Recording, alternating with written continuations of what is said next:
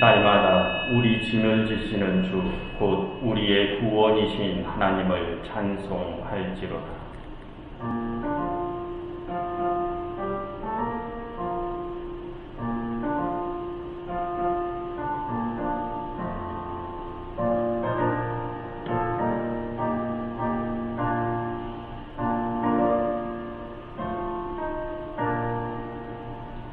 날마다 저희를 대신하여 수고로움을 겪으시는 하나님, 하나님께서 저희의 죄짐을 대신 짊어지시니 저희 능력으로는 갈 수 없는 구원의 길을 향하여 나아갑니다.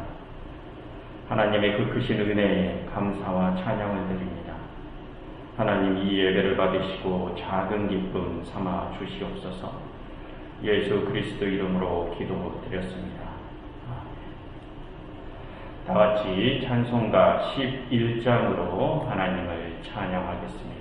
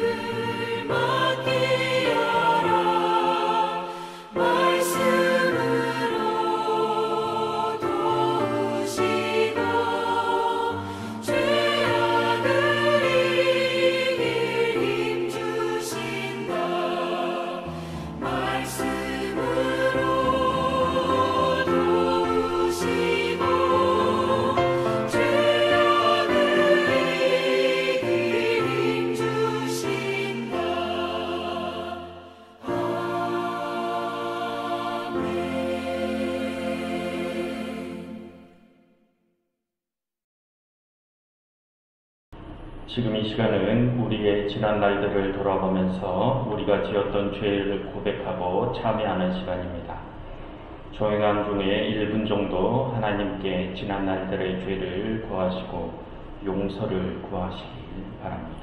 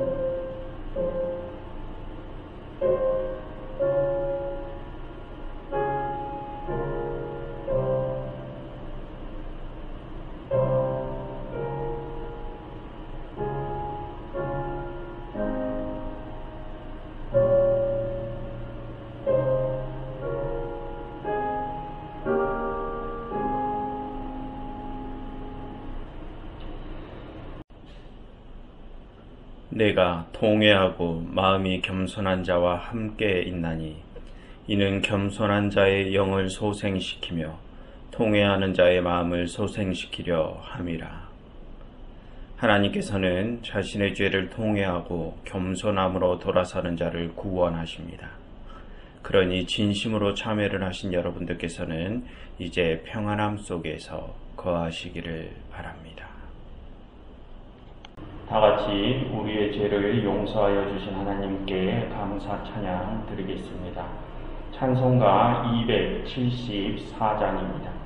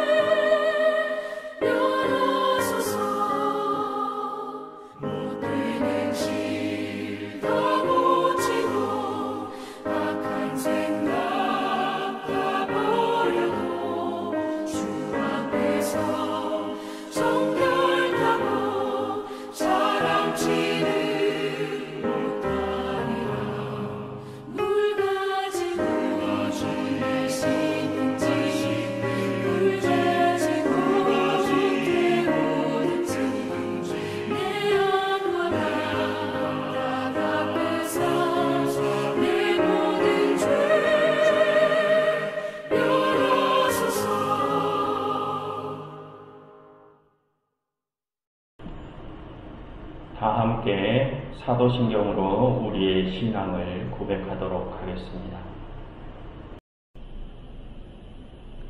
나는 전능하신 아버지 하나님 천지의 창조주를 믿습니다. 나는 그의 유일하신 아들 우리 주 예수 그리스도를 믿습니다. 그는 성령으로 잉태되어 동정녀 마리아에게서 나시고 본디오 빌라도에게 고난을 받아 십자가에 못 박혀 죽으시고 장사된 지 사흘 만에 죽은 자 가운데서 다시 살아나셨으며 하늘에 오르시어 전능하신 아버지 하나님 우편에 앉아 계시다가 거기로부터 살아있는 자와 죽은 자를 심판하러 오십니다. 나는 성령을 믿으며 거룩한 공교회와 성도의 교제와 죄를 용서받는 것과 몸의 부활과 영생을 믿습니다. 다 함께 기도드리겠습니다.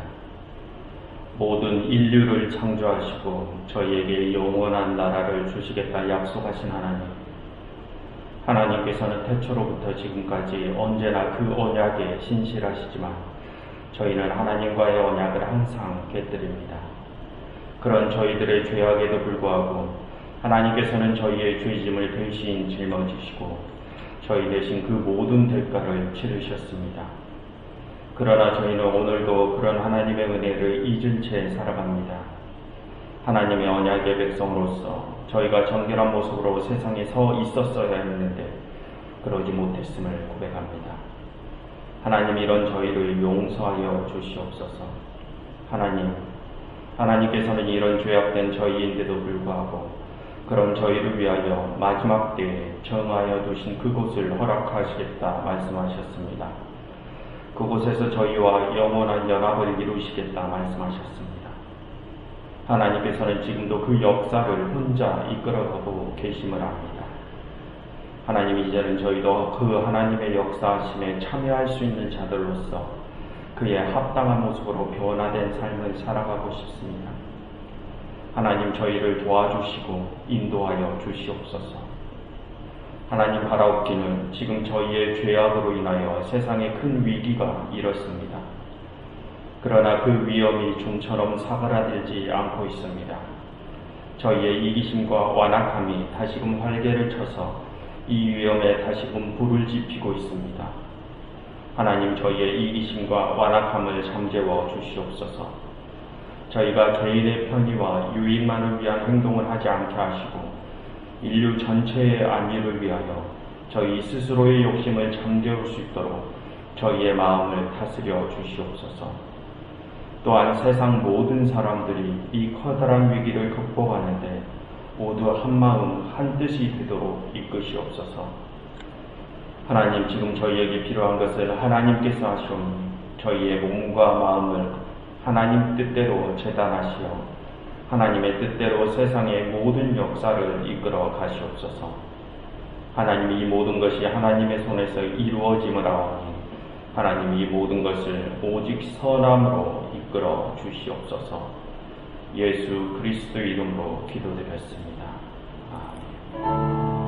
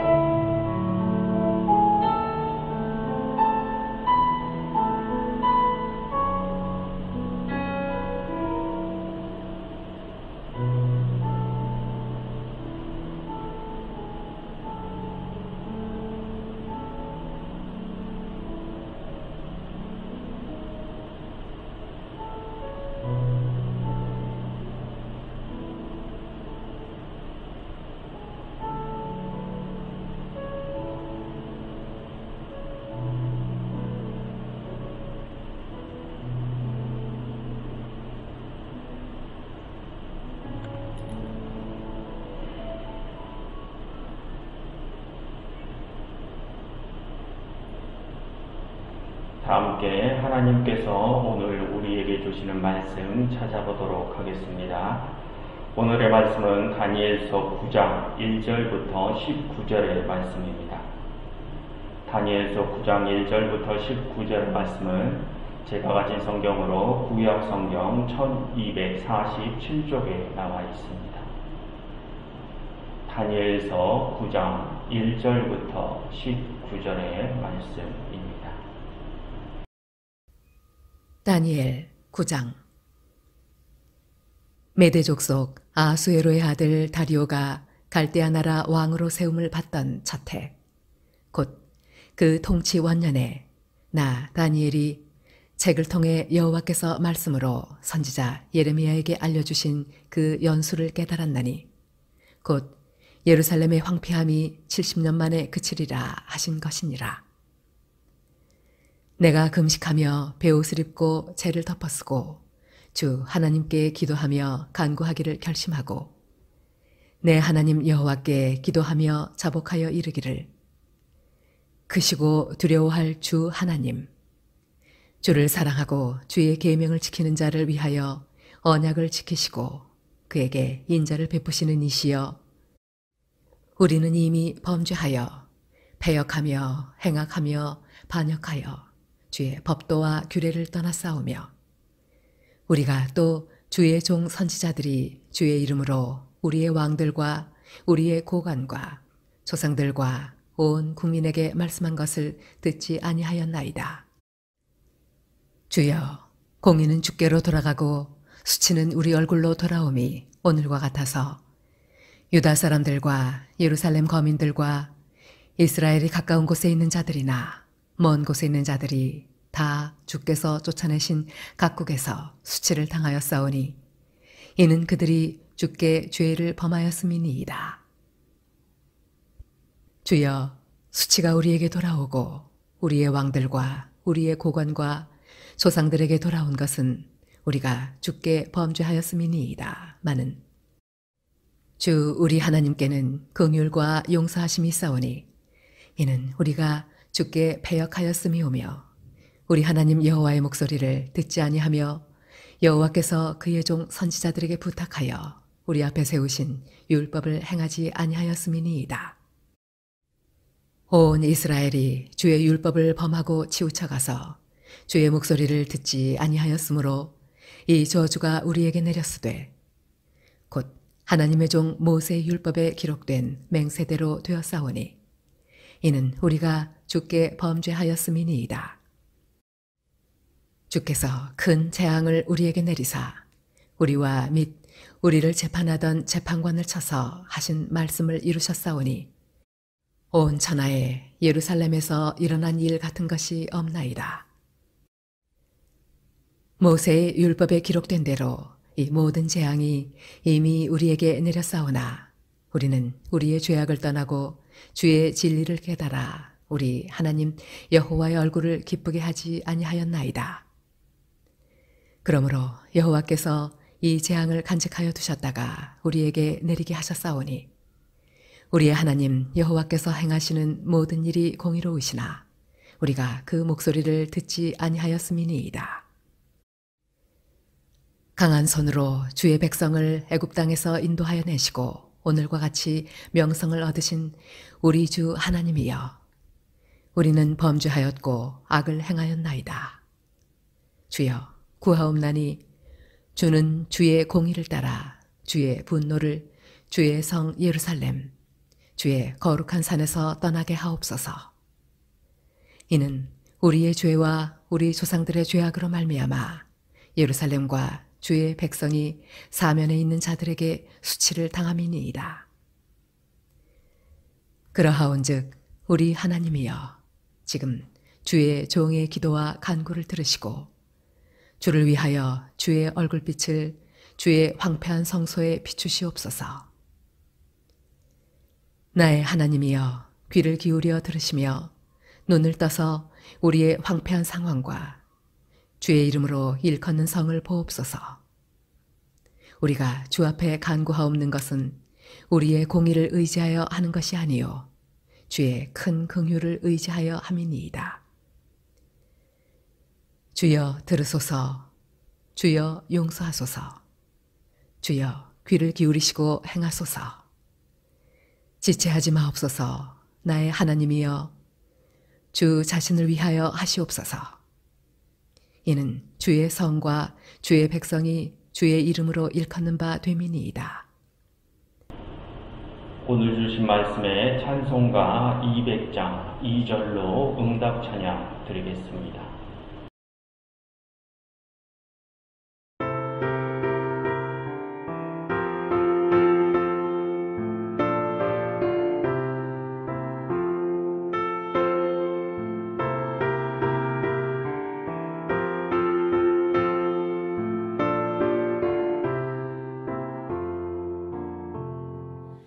귀한 주님의 말씀은 내 노래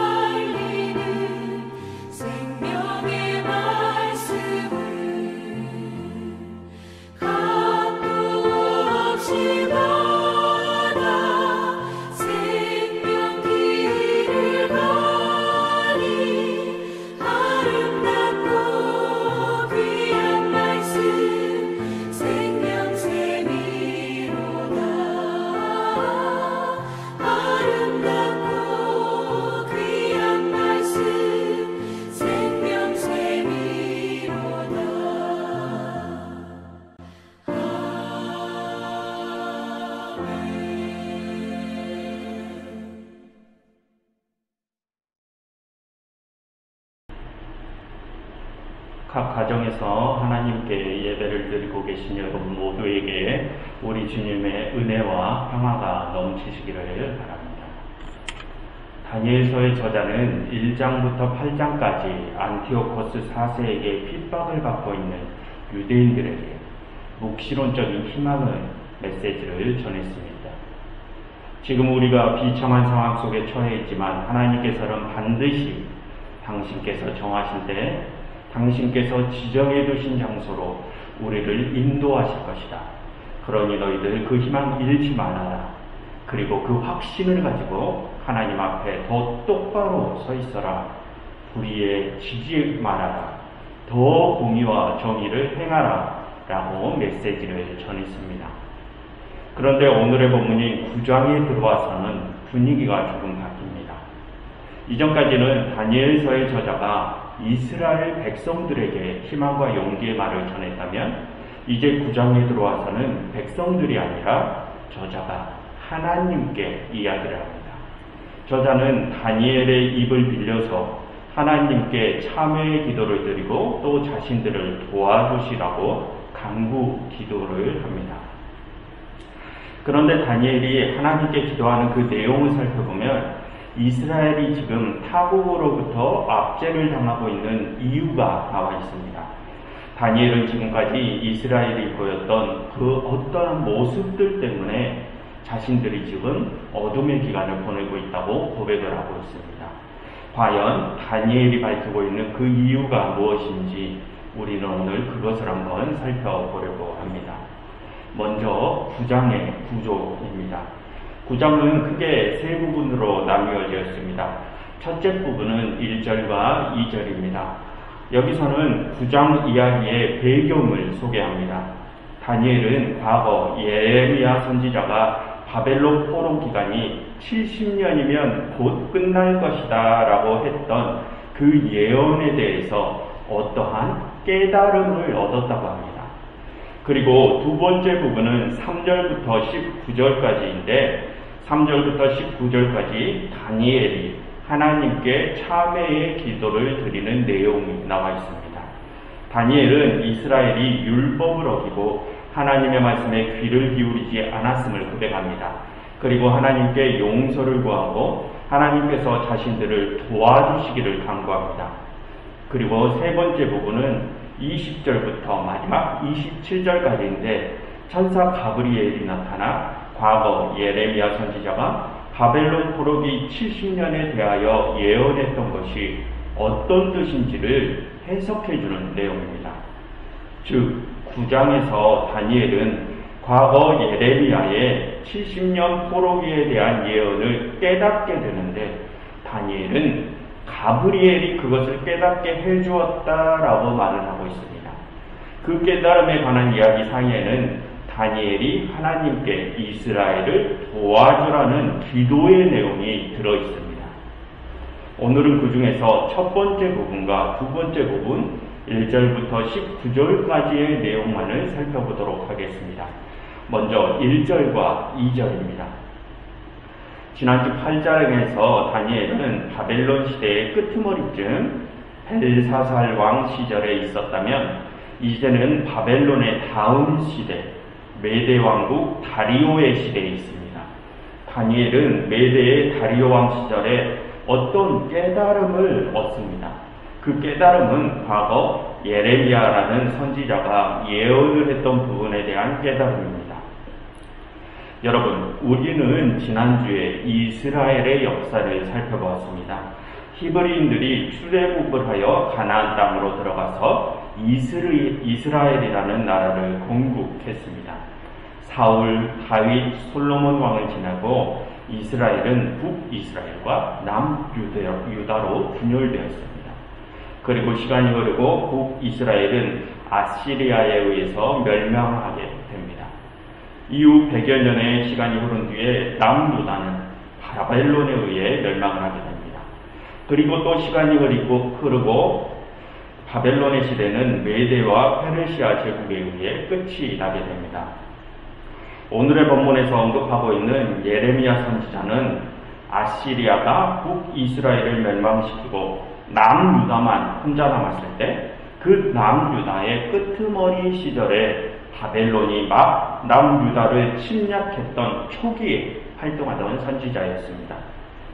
그리고 이 다니엘서의 설정을 보자면 이 다니엘서에서 소개하는 다니엘이라는 인물도 그 예레미야 선지자와 거의 비슷한 시기 바벨론 시대에 활동하던 선지자로 소개되어서 나옵니다. 그런데 여러분, 이전에도 계속 말씀드렸지만 이 다니엘서가 실제로 쓰여진 시기는 그로부터 400~500년 후쯤에 쓰여졌다고 했습니다.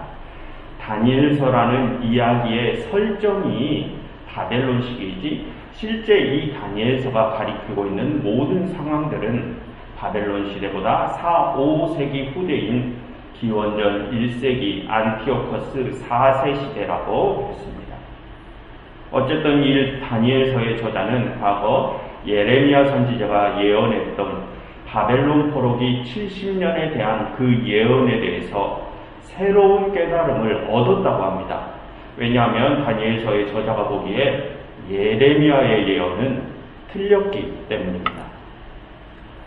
여러분, 2절 하반절을 보시면 선지자 예레미야에게 알려주신 그 연수를 깨달았나니 곧 예루살렘의 황폐함이 70년 만에 그치리라 하신 것이라. 과거 하나님께서는 예레미야에게 예루살렘이 타국에게 짓밟히는 기간이 70년이면 끝날 것이라고 말씀하셨다고 합니다. 그런데 여러분, 다니엘서의 저자는 지금 어느 시대에 살고 있습니까? 예레미야보다 400~500년 후에 살고 있습니다. 그럼 다니엘서의 저자가 실제로 살고 있던 시대에 예루살렘은 회복이 되었습니까? 아닙니다. 이스라엘은 아직도 타국의 침략하에 있습니다. 거기에 더해 예루살렘 성전은 페르시아 시대에 잠깐 회복이 되었었지만 안티오코스 4세 시대에 다시 무너졌습니다. 다니엘서의 저자가 보기에 예레미야의 예언은 틀린 것입니다. 왜냐하면 바벨론 시대 초기에 활동하던 예레미야는 70년이 지나면 예루살렘이 회복될 것이라고 예언했지만 다니엘서의 저자가 살고 있던 400~500년대 그때까지는 예루살렘은 온전한 회복을 이루지 못했기 때문입니다. 그런데 여러분, 예레미야의 예견이 틀렸다고 하기에는 뭔가 석연치 않는 부분이 있습니다. 왜냐하면 예레미야 25장 11절을 보시면 예레미야는 이스라엘이 바벨론 왕을 70년 동안 섬긴다고 얘기를 하고 있는데 바벨론의 포로기만 따지고 보자면 얼추 70년이 맞습니다. 바벨론 느부갓네살이 남유다를 침략한 때가 기원전 605년인데 바벨론 시대가 끝나고 페르시아 시대가 시작되면서 페르시아의 고레스 왕이 이스라엘인들을 다시 고국으로 돌려보내는 유화 정책을 펼친 첫 시기가 기원전 538년에서 537년입니다. 이 두 시기의 연수를 따져보자면 정확히 맞지는 않지만 대략 70여 년의 시기가 됨을 알 수 있습니다. 페르시아의 고레스 왕은 유화 정책을 통해서 이스라엘인들에게 예루살렘과 그 성전을 재건하라고 하였죠. 이렇게 바벨론의 포로기만 따지자면 예레미야의 예견은 맞는 것입니다. 그런데 다니엘서의 저자가 보기에는 예레미야의 예견은 온전한 예견이 아니었나 봅니다. 왜냐하면 예레미야 33장이나 50장을 보시면 예레미야는 바벨론 시대가 끝이 나면 이스라엘과 유다가 온전히 회복될 것처럼 예견을 하고 있는데 다니엘서의 저자 자신이 살고 있던 시대까지 이스라엘인들의 포로기는 끝나지 않았기 때문입니다. 거기에 더해 안티오코스 4세는 예전에 재건되었던 예루살렘 성전을 다시 무너뜨렸고 저자의 시대의 이스라엘은 바벨론 때보다 더 큰 핍박을 받고 있습니다. 그러니 다니엘서의 저자가 보기에 예레미야가 예언했던 70년은 잘못된 해석인 것입니다. 그래서 다니엘은 예레미야의 해석을 정정합니다. 다니엘은 예레미야가 말한 70이라는 숫자는 맞는데 그 70은 70년이 아니라 71회라고 정정을 합니다. 여기서 이레라고 하는 단위는 시간의 단위입니다. 그것은 7일로 이루어진 한 주가 될 수도 있고 또는 7년이 될 수도 있습니다. 한 주 또는 7년이라는 기간을 한 이레라고 합니다. 여러분, 유대인들에게 이 7이라는 숫자는 상당히 중요합니다. 유대인들은 7이라는 기간을 하나의 기간, 하나의 때로 바라봅니다. 하나님께서 7일 동안 천지를 완성하셨듯이 말입니다. 6일 동안은 일하는 기간, 마지막 7일째는 완성이 이루어지는 날입니다. 안식일도 그렇죠. 6일은 열심히 일하고 7일째는 안식하는 날입니다. 그리고 안식년도 그렇습니다. 6년은 일하고 7년째는 안식을 합니다. 그리고 안식년의 기간이 7번 반복되고 49년이 지나면 그 뒤에 50년째는 희년이 됩니다. 이렇듯 유대인들에게 7이라는 숫자는 굉장히 중요한 숫자입니다. 그래서 유대인들은 이 7이라는 기간을 하나의 이래로 보는 것입니다. 그런데 그 기간은 한 주가 될 수도 있고 7년이 될 수도 있습니다. 그래서 만약 이 한 이래를 한 주라고 보게 된다면 지금 다니엘서의 저자는 70주 490일을 말하고 있는 것이 될 수 있습니다. 그리고 또 한 이래를 만약 7년이라고 본다면 70 곱하기 7년을 해서 490년이라고 볼 수 있습니다. 그런데 491이라고 보기에는 예레미야가 예견했던 70년보다 훨씬 적은 기간이기 때문에 저자가 한 이래를 한 주로 보는 것은 아닐 것입니다. 다니엘서의 저자는 71회를 7년이 70번 반복되는 490년이라고 보고 있는 것입니다. 그리고 마지막 7년을 채우면 50년의 희년이 10번째로 반복되는 때로 보고 있습니다. 그렇다면 여러분, 다니엘서의 저자는 어떻게 해서 이러한 생각을 하게 된 것일까요? 다니엘서의 저자는 예레미야가 예언한 시기부터 자신이 살고 있던 시기까지 그 횟수를 세어보니까 얼추 자신이 살고 있던 시기와 490년에서 500년의 차이가 난다는 것을 깨달았습니다. 그래서 다니엘서의 저자는 과거 400~500년 전의 예레미야가 했던 예언이 자신들의 시대를 가리키는 것이라고 생각한 것입니다. 이제 다니엘서의 저자에게 과거 예레미야 선지자가 했던 예언은 70년이 아니라 72대로 교정이 된 것입니다. 그리고 이 깨달음은 천사 가브리엘이 자신에게 깨닫게 해준 것으로 설정을 하게 됩니다. 이 내용이 20절부터 27절까지 자세히 나와 있습니다. 그 부분은 다음 주에 다시 자세히 살펴보도록 하겠습니다. 오늘은 그 앞부분까지만 먼저 살펴보겠습니다. 그렇게 다니엘서의 저자는 안티오코스 4세 시대에 과거 예레미야 선지자의 예견을 떠올리면서 어떤 깨달음을 얻습니다. 예레미야도 예견했던 것처럼 이제 곧 희년이 10번째 반복되는 때가 올 것이라고 말입니다. 그 희년의 때가 되면 하나님께서는 자신들이 살고 있는 세상을 완전히 회복시키실 것이라고 깨달았습니다. 여러분, 다니엘서의 저자는 지금 예레미야가 했던 예견의 마지막 때인 490년에서 500년 사이에 자신들이 살아가고 있다고 생각하고 있습니다. 이미 490년의 포로기를 지내왔고 이제 마지막 7년 한 이래만을 남긴 시점입니다. 그런데 다니엘은 문득 성경에 또 다른 말씀이 생각이 납니다. 그것은 레위기의 희년법에 대한 말씀입니다. 레위기 25장을 보시면 희년법이 기록되어 있습니다. 25장 10절을 보시면 희년에는 이전에 하나님께서 이스라엘 12지파에게 나누어 주셨던 땅으로 모두 돌아가게 되어 있음을 알 수 있습니다. 경제적인 어려움으로 인해서 그 땅을 다른 사람에게 팔았었다 할지라도 그 땅은 희년이 되면 다시 원래의 주인에게로 돌아가게 되어 있습니다. 그것은 하나님께서 정해놓으신 법입니다. 그러니 다니엘서의 저자도 생각을 한 것입니다. 이제 곧 50번째 희년이 돌아오니까 하나님께서 자신들에게 주신 땅 예루살렘으로 자신들이 돌아갈 것이라고 생각을 한 것입니다. 그런데 여러분, 레위기 25장의 희년법을 자세히 보시면 유대인 모든 백성들이 50년 희년이 되기 전에 꼭 해야 할 일이 있음을 알 수 있습니다. 25장 8절과 9절을 보십시오. 여기를 보시면 너는 7 안식년을 계수할지니 이는 7년이 7번인 즉 안식년 7번 동안 곧 49년이라. 7째 달 열흘날은 속죄일이니 너는 뿔락할 소리를 내며 전국에서 뿔락할을 크게 불라 라고 기록되어 있습니다.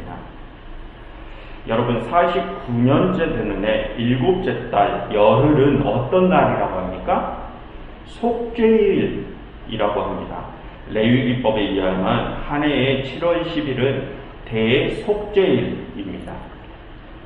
여러분, 또 레위기 16장을 보시면 이 속죄일에 관한 규례가 나와 있는데 이 대속죄일에는 부지 중에 저지른 죄가 아닌 의도적으로 저지른 모든 죄의 용서를 구하는 날입니다. 지난날에 모든 죄를 고백하고 참회하고 회개하는 날입니다. 여러분, 구약에는 5대 제사가 있다고 했습니다. 5대 제사는 번제, 소제, 화목제, 속건제, 속죄제입니다. 그 중에 속건제와 속죄제가 사람들이 저지른 죄에 대한 속죄를 다루는 제사입니다. 그런데 속건제와 속죄제는 모두 부지 중 자신도 모르고 지은 죄에 대한 용서를 받는 제사입니다. 그럼 여러분, 의도적으로 불의한 마음을 품고 저지른 죄는 언제 용서를 받게 되는 것일까요? 바로 대속죄일 7월 10일에 용서를 구하게 되어 있습니다. 그 대속죄일이 레위기 16장에서 말하는 대속죄일입니다. 그런데 16장 29절부터 31절을 보시면 대속죄일에는 꼭 해야 할 일이 있습니다. 그날을 안식일 중에 안식일이니 자신을 괴롭게 하여 속죄함을 받고 정결함을 받아야 하는 날입니다. 여러분, 여기서 스스로를 괴롭게 한다는 표현은 참회를 뜻합니다. 대속죄일에는 지난날에 자신의 모든 죄를 되돌아보고 참회를 해야 하는 날입니다. 여러분, 그럼 다시 레위기 25장으로 돌아오겠습니다. 그런데 레위기 25장에서는 희년법을 다루고 있는데 희년법 중간에 이 대속죄일에 대한 언급이 있습니다. 여러분, 희년법에서 다루고 있는 대속죄일이 언제라고 했습니까? 희년의 바로 전해인 49년 7월 10일에 있다고 합니다. 그럼 여러분, 희년의 바로 앞에 치러지는 대속죄일은 얼마나 중요한 날이겠습니까? 말의 크기로 표현하지 못할 정도로 아주 중요한 날입니다. 희년은 이스라엘 백성들이 다시 자신의 소유지가 되돌려지는 해입니다. 그런데 그 희년 전에는 반드시 대속죄일을 지켜야 한다고 합니다. 그렇다면 여러분, 좀 전에 레위기 16장에서 대속죄일에는 무엇을 해야 한다고 나와 있었습니까?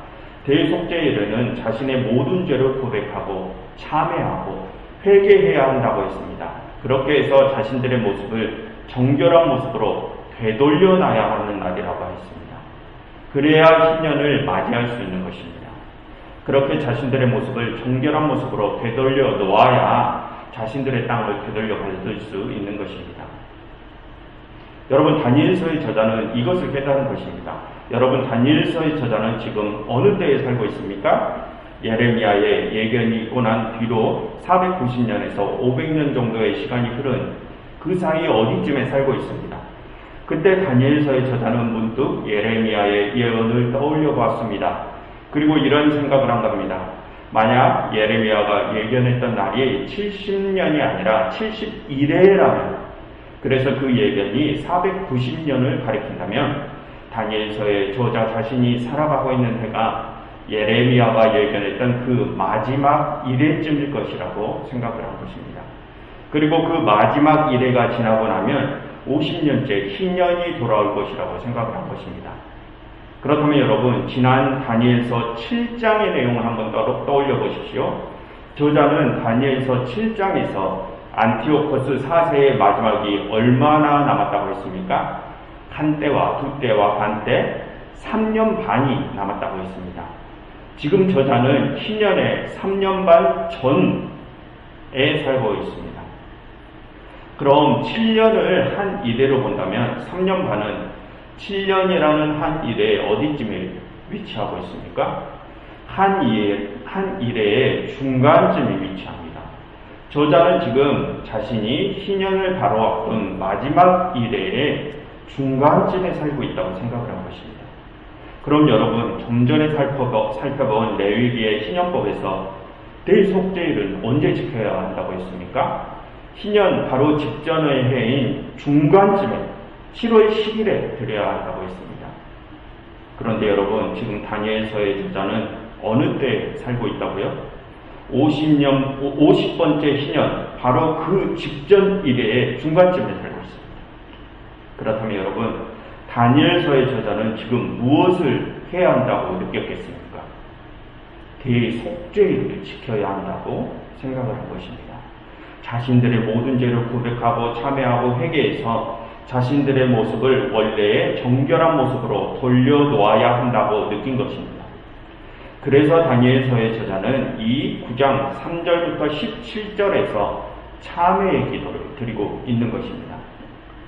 여러분, 오늘의 본문 3절부터 19절을 보시면 다니엘이 온통 이스라엘 백성들의 잘못을 고백하는 내용이 나옵니다.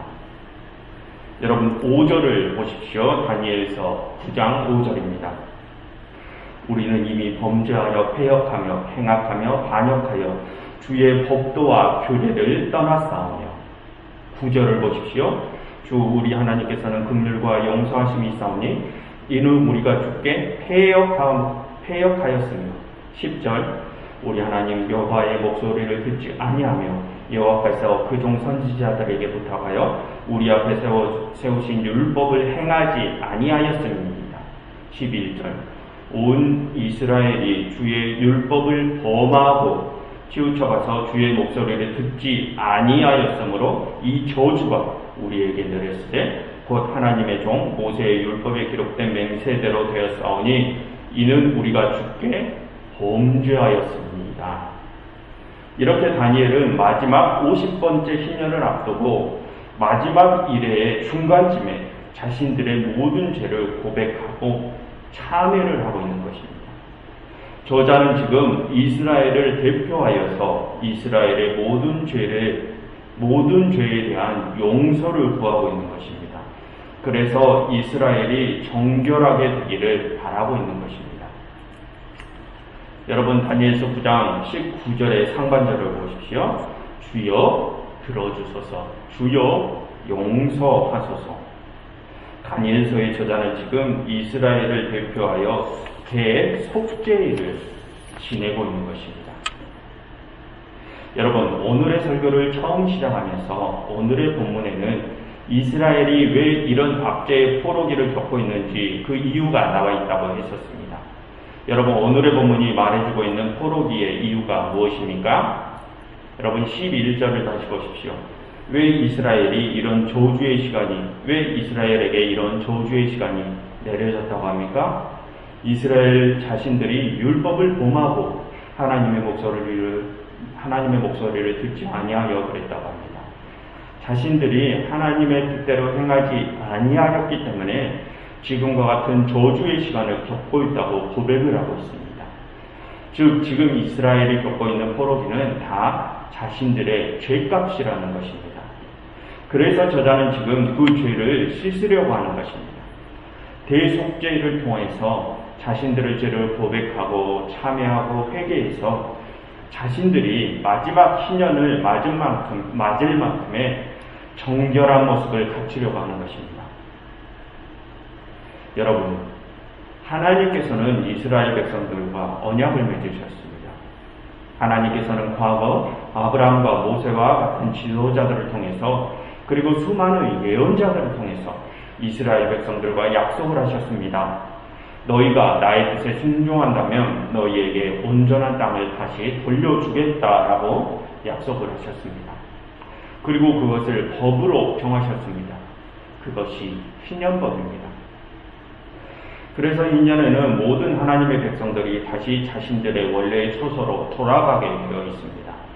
하나님께서 자신에게 허락해 주신 처소가 지금 다른 이의 손에 넘어가 있다고 하더라도 희년이 되면 반드시 그 처소는 자신에게 되돌아오게 되어 있습니다.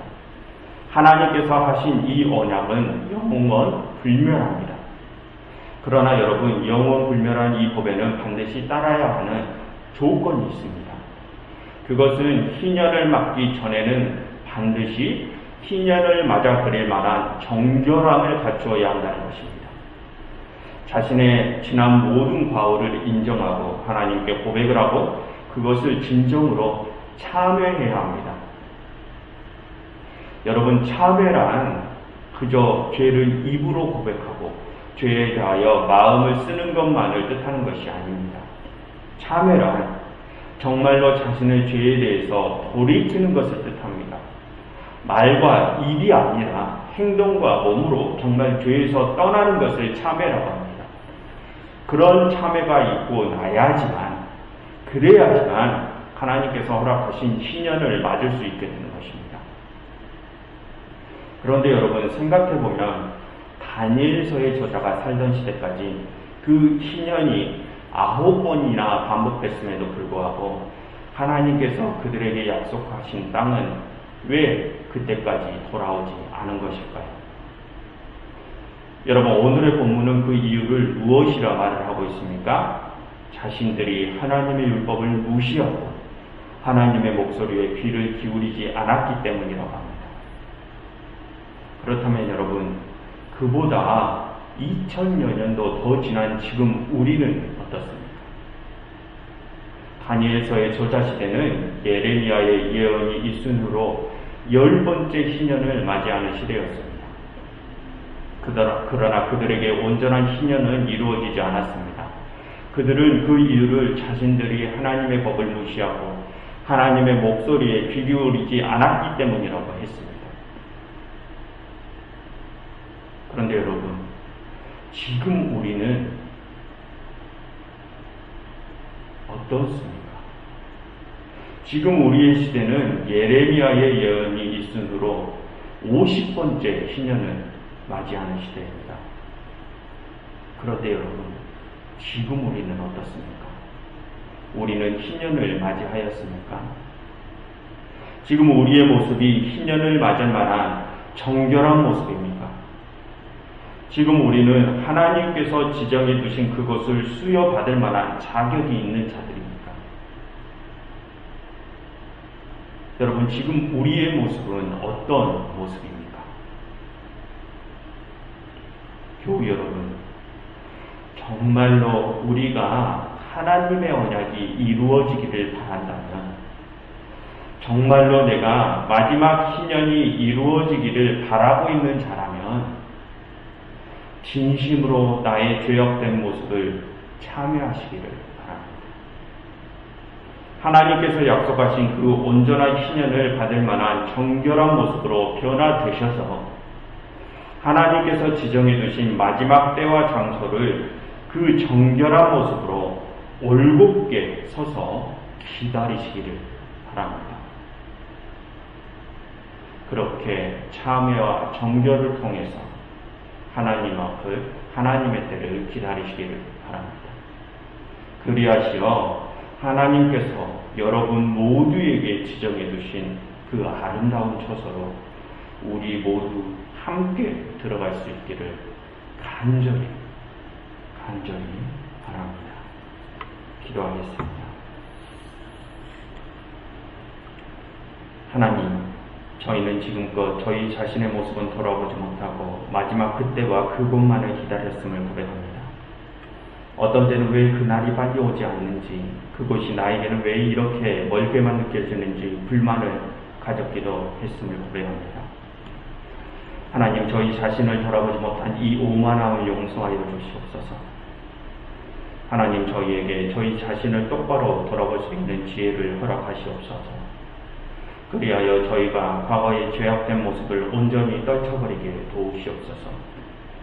그리하여 하나님께서 저희에게 약속하신 그때가 하루빨리 당겨질 수 있도록 도와주시옵소서.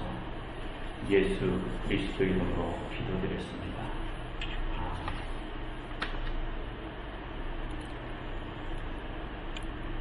우리 다 함께 찬송가 422장으로 나아가며 찬양 드리겠습니다.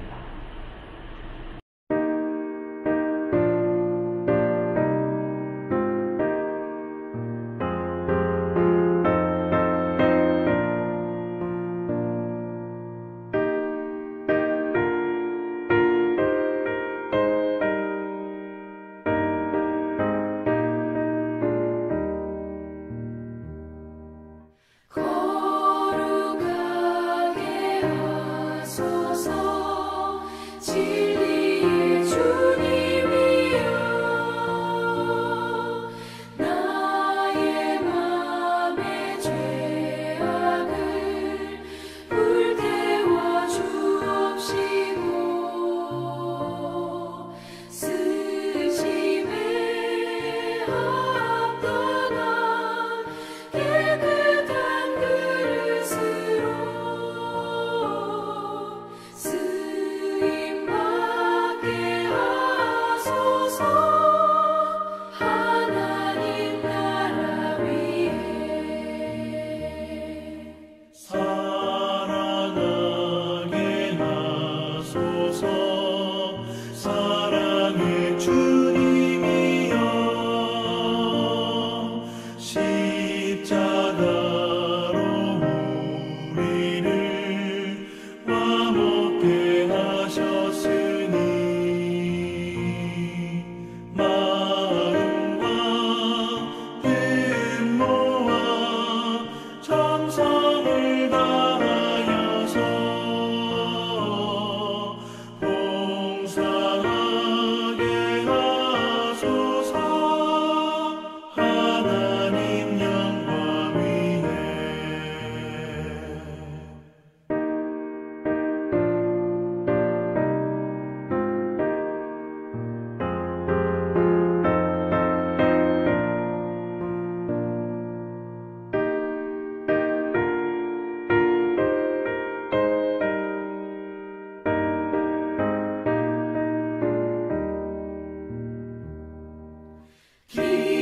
기도하게 하소서.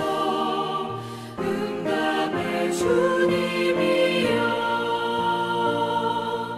나의 생각 나의 뜻 버리게 하옵시고,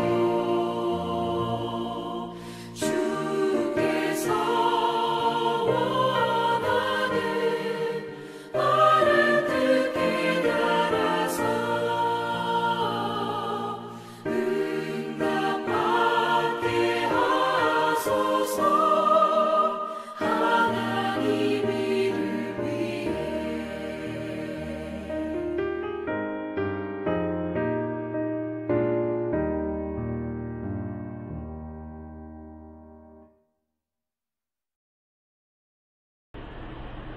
화성의 말씀 전하겠습니다. 여러분들께서는 아멘으로 화답해 주시면 되겠습니다. 사랑하는 교우 여러분, 이 시간 우리는 하나님의 은혜로 말미암아 옛 사람을 벗고 새 사람이 되었습니다. 이제 우리는 그 새 사람의 몸을 입고 세상으로 나아갑니다. 진정한 참회를 통하여 하나님께서 우리에게 허락하신 새 나라를 수여받을 수 있는 정결한 백성들로 거듭나시기를 바랍니다. 기도하겠습니다. 주홍빛 같은 저희의 죄를 양털같이 희게 하여 주신 우리 주 예수 그리스도의 보혈의 은혜와 마지막 날 저희에게 온전한 나라를 허락하시겠다 약속하신 하나님 아버지의 변치 않는 언약의 사랑과 저희를 그 영원한 나라까지 이끌어 주실 성령 하나님의 감화 감동 교통하심이 하나님의 나라를 수여받기에 합당한 삶을 살아가기로 다짐하는 하나님의 모든 자녀들에게 이제로부터 영원히 함께 하시기를 간절히 기원하옵나이다.